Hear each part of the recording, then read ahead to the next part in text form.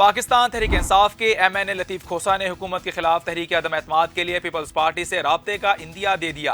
कहा कि मैं बिलावल भुट्टो को जानता हूं, वो नून लीग के साथ पार्टी को डुबोना नहीं चाहेंगे। नून लीग से जान छुड़वा कर ही पीपल्स पार्टी के लिए जगह बनती है। लगता है हुक्मरानों ने लंदन और दुबई भागने की तैयारी मुकम्मल कर ली है। हमारी फॉर्म 47 से मुतालिक शिकायत ज्यादातर नून लीग और MQM से मुतालिक हैं।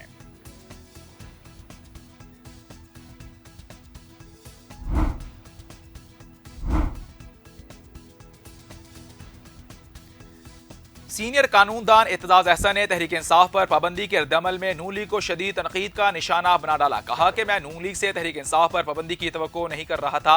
ये तो शिकस्त खुर्दा रवैया है। लगता है कि उन्होंने शिकस्त तस्लीम कर ली और शिकस्त का ऐलान भी कर दिया। नवाज शरीफ ने इमरान खान का कद 200 फीट तक बढ़ा दिया। जूं जूं इमरान खान का कद बढ़ता जाएगा, ये इमरान खान से डरते जाएंगे। नून लीग ने मरी में मीटिंग क्यों मनसूख की? अंदरूनी कहानी सामने आ गई। तहरीक इंसाफ पर पाबंदी के खिलाफ नून लीग के अंदर से भी आवाजें उठने लगीं। लीगी क़यादत ने पार्टी पॉलिसी के खिलाफ बोलने वालों को साइड पर लगा दिया। नवाज शरीफ ने शहबाज शरीफ और मरियम नवाज को बुलाकर तहरीक इंसाफ पर पाबंदी के लिए टास्क दे दिया। नवाज शरीफ ने शहबाज शरीफ को हिदायत की कि तहरीक इंसाफ पर पाबंदी के लिए हर तरीक़ाकार इख्तियार करें।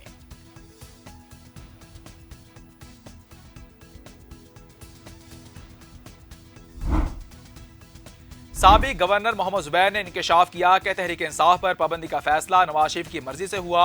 मुस्लिम लीग नून में कोई भी बड़ा फैसला नवाज शरीफ के बगैर कैसे हो सकता है? मुस्लिम लीग नून ने PTI के खिलाफ 2 साल में हर कार्रवाई करके देख ली, मगर PTI को खत्म नहीं कर सकी। अब नून लीग को समझ आ गई है कि हम तहरीक इंसाफ का मुकाबला नहीं कर सकते।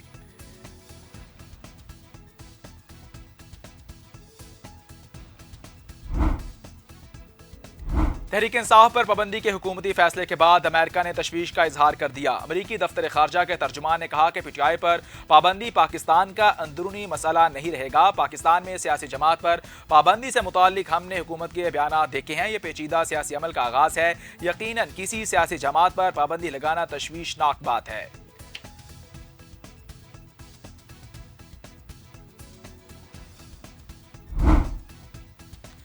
तहरीक इंसाफ के MNA शेख वकास अकरम लीगी रहनुमा राना सनाउल्लाह की धमकियों पर खुलकर बोल पड़े। कहा कि राना सनाउल्लाह तो इंतखाबी जलसे में भी धमकियां देते थे, फिर हुआ क्या? राना सनाउल्लाह अपना हल्का तक ना जीत सके, आप हमें क्या धमकियां देने की कोशिश कर रहे हैं?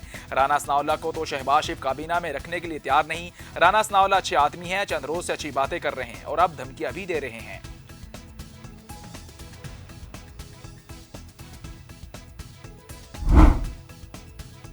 रहनुमा तहरीक इंसाफ सनम जावेद को खैबर पख्तूनख्वा हाउस मुंतकिल कर दिया गया। वजीर आला खैबर पख्तूनख्वा अल-अमीन गन्नापुर की हिदायत पर इस्लामाबाद वजीर आला हाउस में सनम जावेद की मेहमान नवाजी की गई। वजीर आला खैबर पख्तूनख्वा अल-अमीन गन्नापुर ने सनम जावेद के वालिद और शौहर के साथ राबता करके खैबर पख्तूनख्वा हाउस में क़याम की दावत दी थी। वाज़ेह रहे कि इस्लामाबाद हाई कोर्ट ने रहनुमा तहरीक इंसाफ सनम जावेद की गिरफ्तारी रोक दी थी।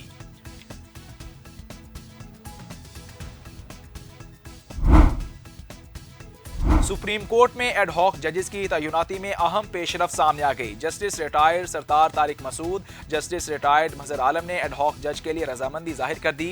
जस्टिस रिटायर्ड मकबूल बाकर की जानिब से रजामंदी का इंतजार है। जस्टिस मुशीर आलम ने सेहत मसाइल की वजह से एडहॉक जज बनने के लिए इनकार किया। जस्टिस तारिक मसूद ने कहा कि कमीशन ने मंजूरी दी तो इंसाफ फराहमी के लिए खिदमात जरूर पेश करूंगा।